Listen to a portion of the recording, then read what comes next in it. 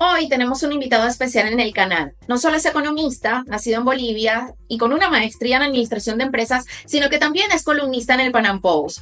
Hoy recibimos a Hugo Valderrama. Bienvenido, Hugo, y muchas gracias por tu tiempo.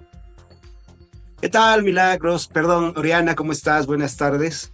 Un placer Buenas tardes. saludarte. De todas Igualmente. maneras, hemos sido colegas en el Panam bastante tiempo, así que lindo verte después de un par de años.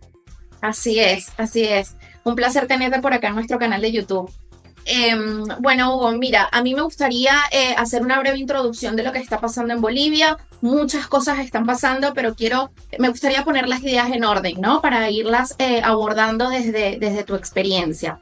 Y es que incluso a esta hora el país atraviesa bloqueos en carreteras en todo el país, especialmente en Cochabamba, ¿no? Van más de 15 días de estos bloqueos, lo que genera también una situación de escasez de alimentos y de combustible. Pero además, el país donde tú estás ahora, de donde eres, ya padece una crisis económica, mientras que el gobierno de Luis Arce mantiene una pugna con el expresidente Evo Morales. Ambos líderes del MAS están enfrentados. Y el último es investigado también por presuntos delitos que nuestros suscriptores pueden leer con más detalle en la página web del panampost.com. Este es un breve resumen, pero me gustaría escuchar de tu parte. ¿Cómo describirías la situación hoy de Bolivia y si crees que era cuestión de tiempo para que detonaran esta serie de problemas? Gracias, Oriana. Mira, para comprender lo que está pasando en Bolivia, tendríamos que hacer primero un marco referencial respecto a qué es el MAS, qué es el movimiento al socialismo como tal, y cuál es el origen de la crisis, porque es más largo que la simple crisis de hoy y no empieza tampoco hace 2 años. A ver, el movimiento al socialismo se vende ante el mundo y ante los propios bolivianos como una fuerza política que representa a la mayoría de mi país, a los indígenas, a los pobres, etcétera. Lo cual no pasa de ser una gran mentira.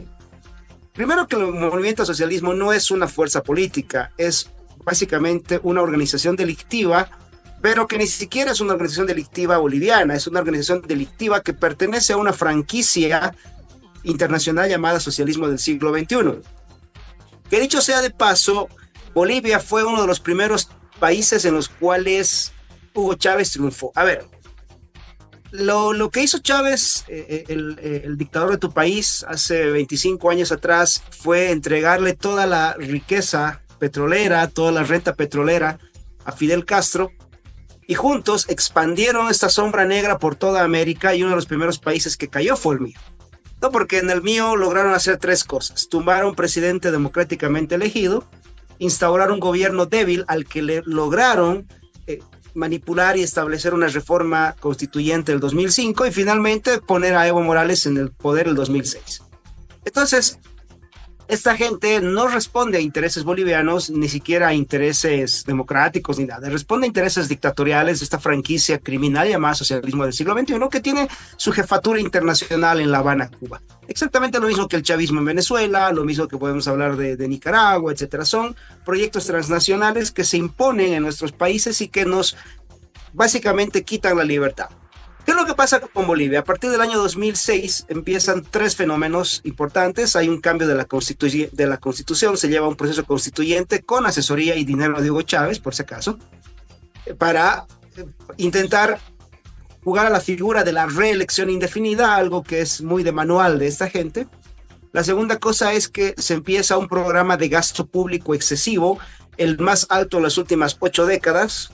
Nunca se había gastado tanto en Bolivia, y finalmente se empieza un ataque paulatino sobre las libertades de los ciudadanos, que fueron, digamos, atacadas de manera muy disimulada, pero constantemente, ¿no? Entonces, una vez que se cambia la constitución, se establece un modelo castrista, castrochavista, como queramos llamarle, y el modelo económico consistió básicamente en tener 7 años de gasto alocado de la renta petrolera. Entre el 2006 y el 2013, esos años se gastó muchísima plata de la renta petrolera. El 2014, cuando los precios internacionales empiezan a caer, lo que hace Bolivia es una combinación fatal. Empieza modificando la ley de bancos, que le da la posibilidad al gobierno de inflar artificialmente el crédito, y finalmente empieza un programa masivo de deuda externa. Entonces, estos 14 años, tiene 6 años donde el gobierno malgasta en locuras la renta gasífera. Te doy el caso, tenemos aquí en Cochabamba, donde yo vivo, a más o menos 1 hora y media de donde yo vivo, se ha hecho una ciudad entera que no funciona, que no vive nadie, que no existe nadie, que es una botadera de recursos y que ha sido un tremendo acto de corrupción, alrededor de 20 empresas ligadas al poder. Y de esas cosas hay cientos en Bolivia, canchas de fútbol en medio de la nada, puentes que no sirven en ninguna parte, es decir, puentes sobre una carretera, ¿no? Algo lo más ilógico del mundo, pero se hicieron ese tipo de cosas. Y luego se empezó el programa de gasto público. Bueno, cuando se terminó el programa de gasto público, en lugar de ajustarse los cinturones, empezaron a prestarse mucho dinero y empezaron a manipular el sistema financiero, creando estas burbujas que, bueno, en términos de la economía austriaca se llama el ciclo del expansionismo pasivo, el inflacionismo pasivo, ¿no? La idea de crear una sensación de riqueza. A eso se le llamó el famoso milagro boliviano.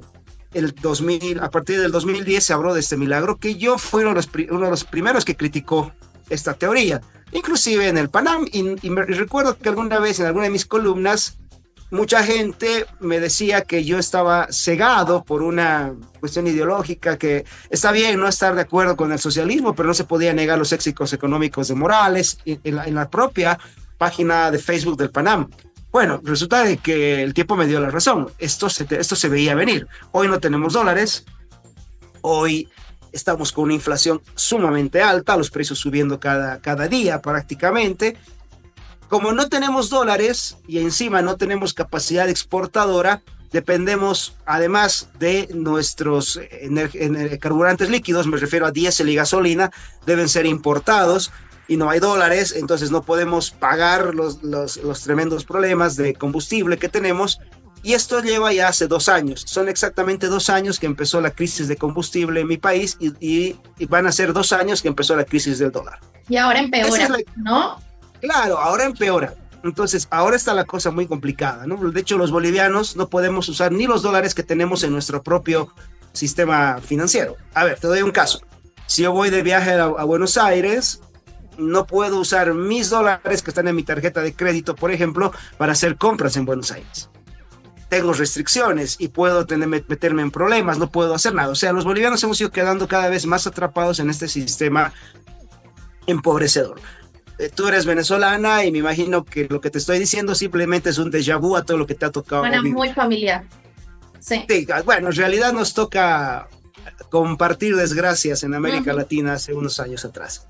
Esa es la situación hoy. ¿Qué es lo que pasa? En medio de eso aparece una figura el año 2021 que la Corte Interamericana de Derechos Humanos le dice a don Evo Morales que él no podía ya ser candidato nunca más, que no existía esta idea de que la reelección indefinida era un derecho humano. Que esto quisiera que me entiendas de dónde sale.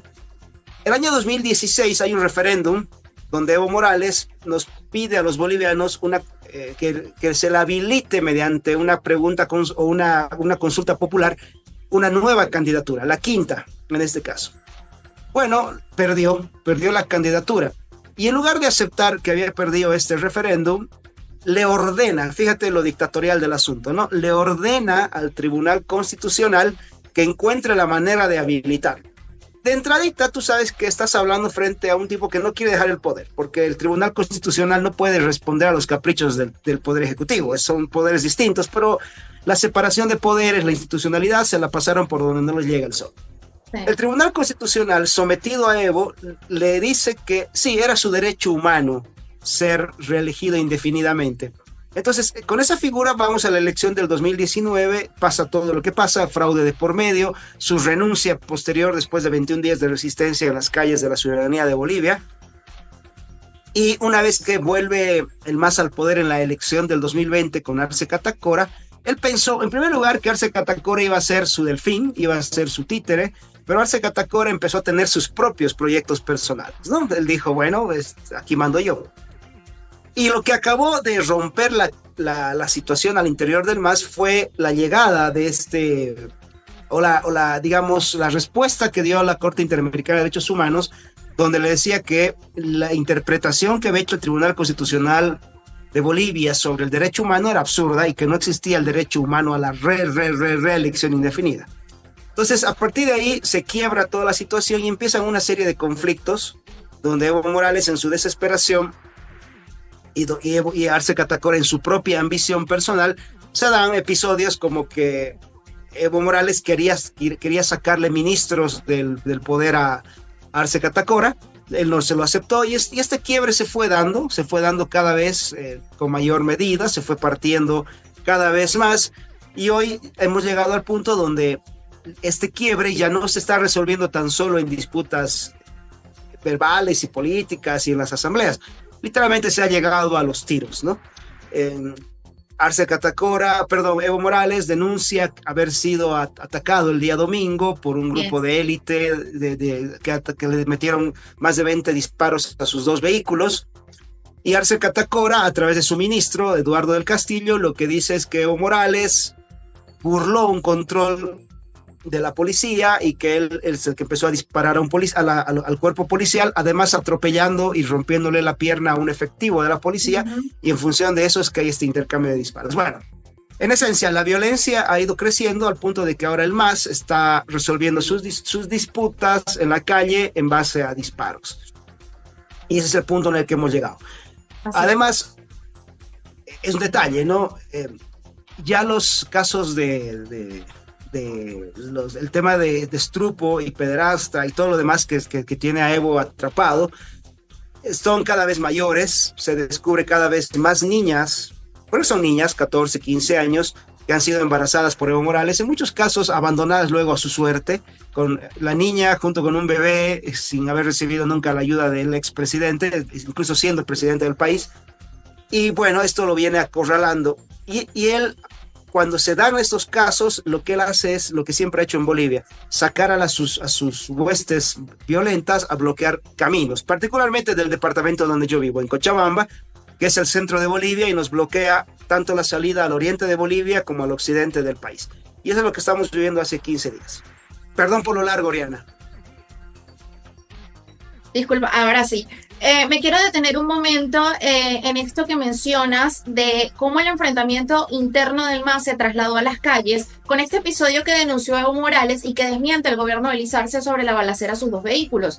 Y es que hace pocos minutos de nosotros grabar esta entrevista, Evo Morales confirmó que el uso de vehículos son vehículos prestados por parte de Venezuela. ¿Ok?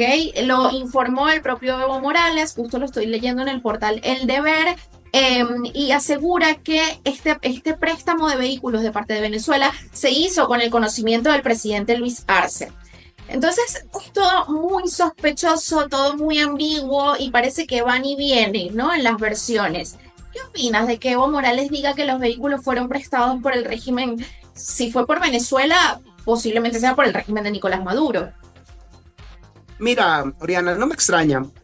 Ya, el año 2003, cuando se da el famoso Octubre Negro del 2003, cuando se derrumba el último gobierno democrático de mi país, el gobierno de Sánchez de Lozada,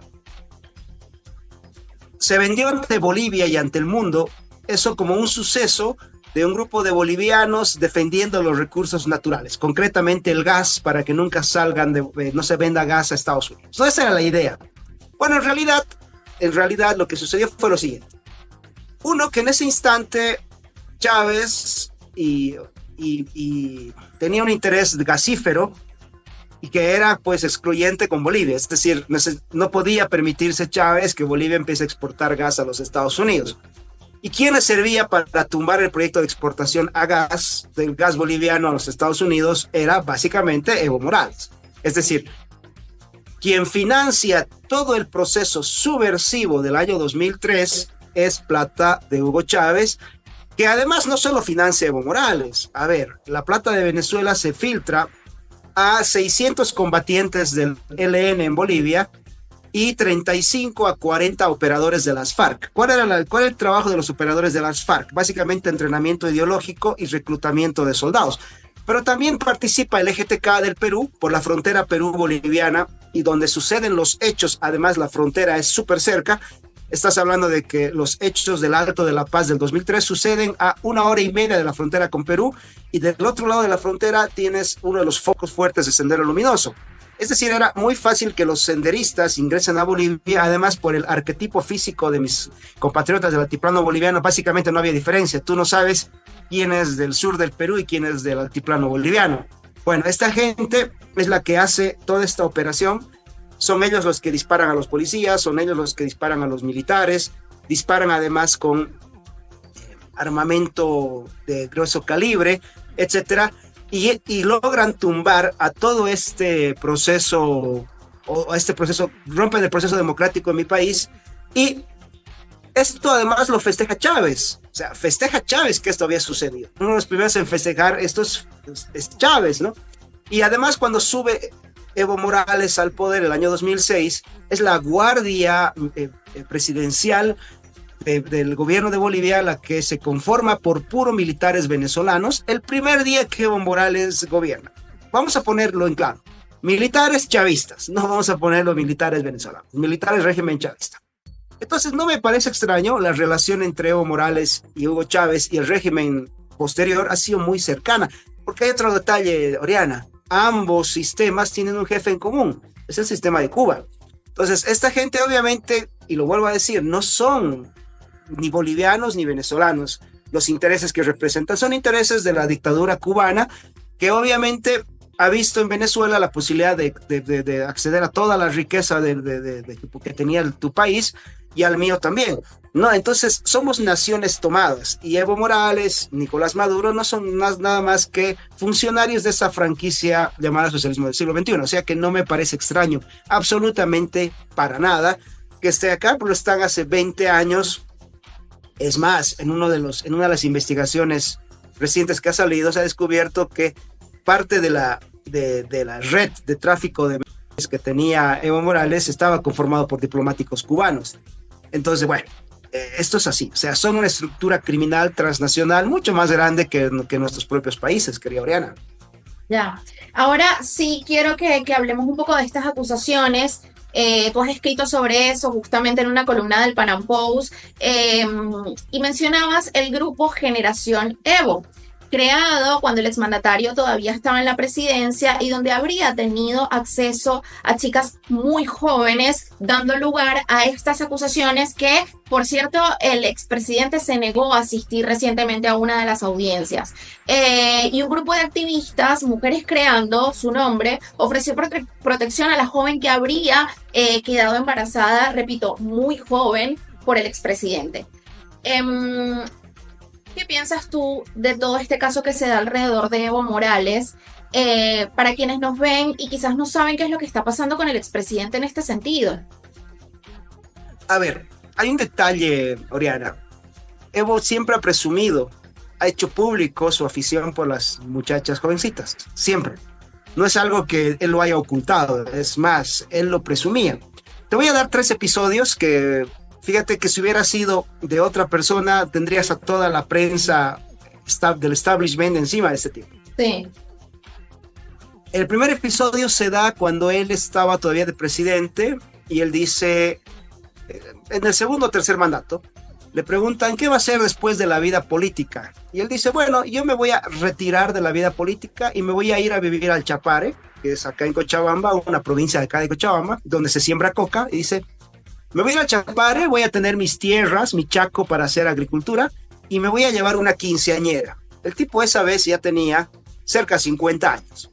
Es decir, yo tengo 44. Imagínate que yo vaya a decirle a alguien, me voy a retirar del periodismo, de la investigación y me voy a llevar una muchacha de 15 años a mi casa. O sea, me matan, ¿no? Es más, yo tengo una hija de 15 años y fíjate que me parece lo más asqueroso del mundo. Bueno. Que ese tipo de comentarios son lo más asqueroso del mundo que puedas tener de un tipo de mi edad. Él tenía casi 50 cuando hace ese comentario y todo el mundo se le reía, nadie le cuestionaba ni nada. No era la mofa del momento el aplaudir ese tipo de cosas. El segundo episodio se da un tiempo después cuando estaba en uno de estos mitines políticos y él dice, en este pueblo veo muchas chicas embarazadas con una polera que dice Evo cumple. Claro, yo cumplo, ¿no? Entonces él se hacía la burla del embarazo de estas muchachas como si él las hubiera embarazado. Y el tercer episodio, bien notorio este caso, se da en la Argentina, casualmente en Buenos Aires, cuando él estaba en plena campaña del 2019 y él le dice a un periodista que las muchachas le pedían tener hijos con él, ¿no? Se acercaba a las niñas y le pedían tener hijos con el mejor presidente de Bolivia. Es un video, por si acaso, que el sistema luego se encargó de borrar. Cuando empezaron las acusaciones el 2020 y después del retorno de Arce Catacora, ese video desapareció. Lo bueno es que siempre queda evidencia en algún lado. Cuento un tema tal vez personal. Una chica me llama. Hola Evo, te felicito, mira, el mejor presidente de la historia de Bolivia, dice. Sí, ¿cómo te llamas? Y tal, sí, conozco a sus papás. Y Evo, yo quiero tener un hijo para vos. ¿Qué? Le digo, no te voy a molestar, no te voy a pedir nada. ¿Por qué? Le digo, quiero tener hijo para el mejor presidente de Bolivia. Ni lo conozco, pero habló de una familia, conozco la familia. Bien. Interesante. Es un video que yo se lo pasé a nuestra colega Milagros Boyer hace un tiempo atrás, en esta entrevista en Argentina, donde él dice, bueno, me buscan las muchachitas jóvenes para que yo las embarace. Lo dice abiertamente. Obviamente nadie se había percatado hasta que se descubre que él tenía un romance con una chica que tenía 19 años, pero que había empezado el romance cuando ella tenía 14, me refiero a Noemí Meneses, que luego fue esta chica trasladada de manera ilegal a la Argentina durante la pandemia a la mansión donde vivía Evo Morales en Buenos Aires. Es decir, se violó la salida de Bolivia y además se violó el ingreso a Argentina. Se la metió de manera ilegal a una muchacha de 19 años que era en ese momento la pareja de Evo Morales. A partir de ese caso han empezado una serie de investigaciones y la ruptura en el MAS ha hecho de que nuevamente sus propios ex correligionarios hoy le abran el nuevo caso con una muchacha de Yacuiba. Yacuiba es una de las ciudades fronterizas de Bolivia con Argentina, al sur del país. Una muchacha que habría tenido un hijo, no, es más, ya está probado que tenía un hijo con Evo Morales cuando ella tenía 15 años. Hoy es una chica de 23 años, el bebé tiene 7, 8 años, y el que ha dicho que el abuelo el padre de la bebé es el abuelo. Detienen al abuelo, al padre de esta muchacha, y dice, bueno, yo no tengo nada que ver, yo me separé de la familia de mi ex esposa, y es en ese trance que ella tiene el hijo con Evo Morales. Hay un registro de nacimiento a nombre de Evo Morales. El abuelo del bebé confiesa que su nieto tiene como padre a Evo Morales. Y ojo, además hay una serie de fotografías que el propio sistema ha hecho desaparecer donde se ve a esta niña con la bebé, Evo Morales y gente ligada al poder. O sea que en realidad hay muchas pruebas y Evo lo sabe, y por eso que ha decidido no presentarse a la fiscalía y armar todo este show de bloquear las ciudades, bloquear los caminos, para imparar, porque la primera condición que ponen sus correligionarios es levanten la persecución política y se levante el bloqueo. Sí. Ellos entienden persecución política como la justicia persiguiendo a alguien que abusó de menores de edad. Bien, sí, es así. Ese es uno de los argumentos que ellos aseguran que una de las condiciones que ponen para terminar con los bloqueos que hay por todo el país. También quiero preguntarte, no se presentó el expresidente Evo Morales en fiscalía, tiene a sus partidarios en las calles. Sabemos que tiene riesgos o hay posibilidad de que sea condenado si finalmente la justicia comprueba las acusaciones. Pero te pregunto a ti, porque también hablamos de personas, de mandatarios autoritarios, en donde se pone mucho más en riesgo más allá de la libertad. Entonces, ¿a qué crees que teme Evo Morales con esta investigación? Mira, a ver, hay una cosa a la que Evo siempre le ha tenido miedo, y es a la cárcel. Le tiene mucho terror a la cárcel. Pero también él sabe de que llegando a la cárcel se le acabó su carrera política. Hay otro detalle también. Independientemente de todo este proceso que te he contado del proceso en Bolivia, él tiene un caso internacional abierto que tiene que presentarse a juicio en unos meses en la Corte de Derechos Humanos, que es por el caso Hotel Las Américas. No sé si estás enterada de este caso. Te doy un resumen. El año 2009, Evo Morales se reúne con Chávez en Venezuela y públicamente dice que él había dado la orden para que esa mañana se disuelva una cédula terrorista que tenía como objetivo asesinarlo a él. En esa cédula mueren ciudadanos entre irlandeses, y croatas en un hotel en Santa Cruz de la Sierra que se llama el Hotel Las Américas. Bueno, 15 años después de eso, se descubre que en realidad ninguno de los que había muerto ahí tenía entrenamiento terrorista, que ninguno, con excepción de uno, los demás eran gente que en su vida había estado en actividades de este tipo, y se descubre también que habían sido torturados y asesinados no en un combate con la policía como se lo pretendió mostrar al mundo, sino ya habiéndose rendido y habiendo entregado, o sea, no tenían ni armas, habiéndose entregado a la policía y fueron ajusticiados. Es decir, la policía boliviana se comportó básicamente como un gatillero, no, porque no, la policía no puede matarte si te estás rindiendo. Básicamente les metieron disparos a personas rendidas, en calzoncillos, en situación de indefensión, etc. Todo este caso ya es parte de un juicio internacional a Evo Morales. Y en realidad lo que Evo necesita es volver al poder, primero para tapar sus casos en Bolivia por el tema de las niñas, pero también para taparse de este otro caso que es el más grave, ¿no? Porque ya aquí sí lo han llevado a juicio y se tiene que ir a juicio en los siguientes meses. No hay nada que se pueda hacer porque está probado de que han sido violaciones flagrantes a los derechos humanos. Básicamente Evo Morales está acorralado por todo lado. Y la única forma, dentro de su lógica que él entiende de vivir impunemente lo que le queda de vida, es volver a la silla presidencial a una costa de la violencia y la sangre de los bolivianos, que es al final lo que siempre ha hecho, querida Oriana. Sí, quiero ya cerrar con dos preguntas, pero las voy a unir en una sola respuesta. A esta hora, estos días, ¿cómo están lidiando los bolivianos con esta escasez de combustible y de alimentos, producto de esta crisis de la cual nos hiciste un breve resumen, pero también por los bloqueos que están ocurriendo ahora? Y lo segundo que te quiero preguntar es, tomando en cuenta todo este contexto que parece tan hostil, es tan hostil para las libertades de los bolivianos y las pugnas internas que hay en el MAS, quiero preguntarte también, ¿qué crees que pase con el país rumbo a las elecciones del 2025? ¿Qué va a pasar entre Luis Arce y Evo Morales? Gracias, Oriana. A ver, la ciudad más afectada es la mía. Yo estoy al centro del país y por acá tenemos tránsito de lo que viene del oriente y lo que viene del occidente. Mira, estamos con escasez del pollo, estamos con escasez de carne, estamos con escasez de alimentos, los restaurantes están cerrando, vamos 16 días con el día de hoy que no hay circulación. Las colas para conseguir combustible son colas de kilómetros, la gente está durmiendo 2-3 días para conseguir combustible. Yo mismo he tenido que hacer colas de varios días. Las clases en algunos lugares se han suspendido. Obviamente no puedes ir a tu lugar de trabajo o a tus clases en la universidad si no tienes transporte. El transporte se ha reducido un montón. Entonces la cosa está muy complicada.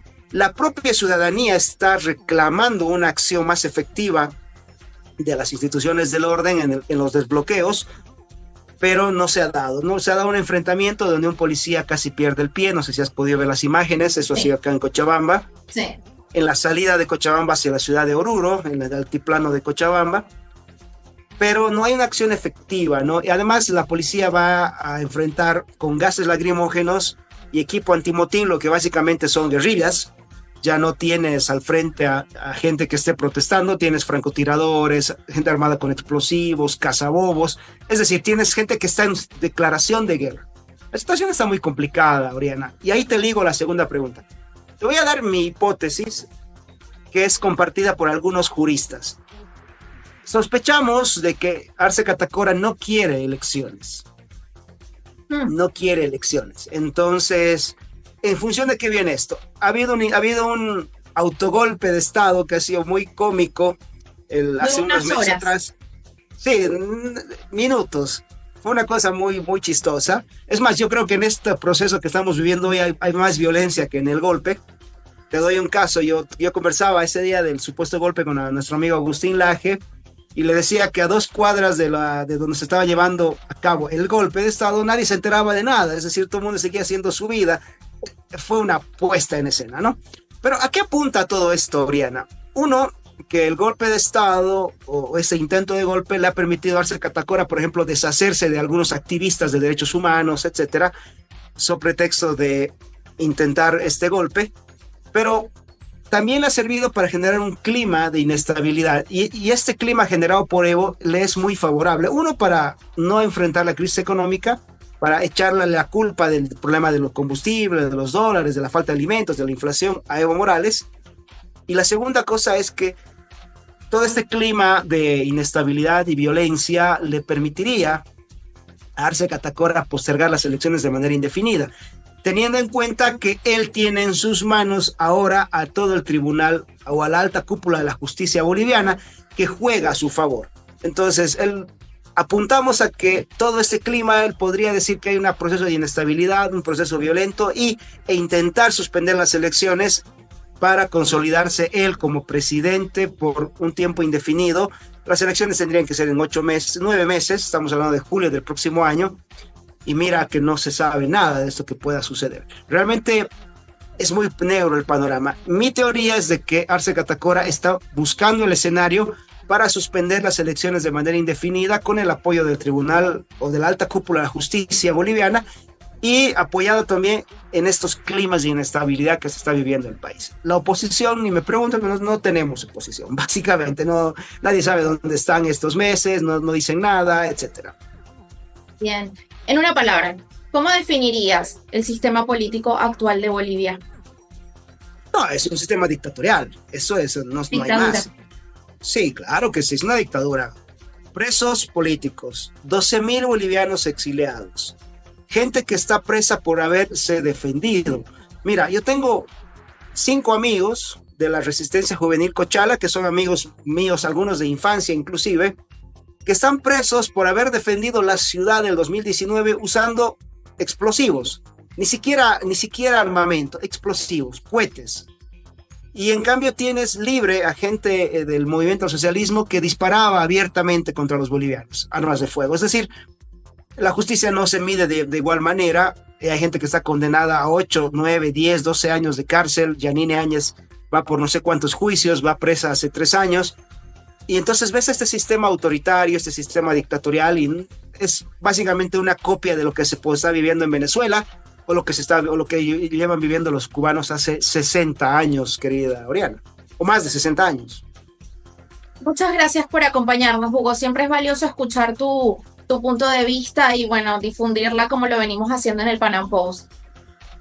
No, un placer, y cuando quieran. Yo le tengo mucho cariño al periódico, llevo escribiendo varios años con ustedes, ¿no? Así es, muy bien recibido siempre tus aportes. Y a quienes nos ven pueden leer las columnas de Hugo Valderrama y las novedades sobre el caso contra Evo Morales en la web del panampost.com. Será hasta una próxima oportunidad.